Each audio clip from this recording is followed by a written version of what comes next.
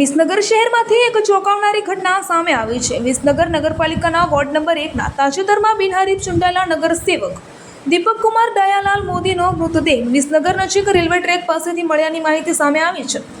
પ્રાપ્ત વિગતો મુજબ મૃતદેહ ટ્રેનની અડફેટે આવ્યો હોવાનું જણાઈ રહ્યું છે। ઘટનાની જાણ થતાં પોલીસ તથા અન્ય સંબંધિત તંત્રના અધિકારીઓ તાત્કાલિક સ્થળ ઉપર પહોંચી તપાસ શરૂ કરી હતી।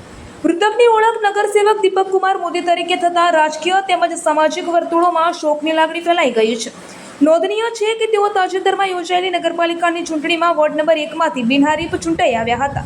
હાલના ઘટનાના ચોક્કસ કારણો અંગે કોઈ સત્તાવાર માહિતી જાહેર કરવામાં આવી નથી। વિવિધ સંભાવનાઓને ધ્યાનમાં રાખીને પોલીસ તપાસ ચાલી રહી છે।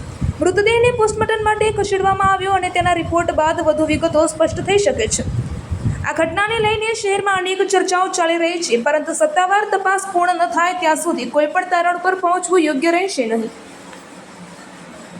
દેશ અને દુનિયાના સમાચાર જોવા માટે અમારી ચેનલ MG લાઈવ ન્યૂઝને સબસ્ક્રાઇબ કરો અને બેલ આઇકોન પર ક્લિક કરો, જેથી રોજે રોજની અપડેટ આપને મળતી રહે। સાથે જ અમારું ફેસબુક અને ઇન્સ્ટાગ્રામ પેજને પણ ફોલો કરો।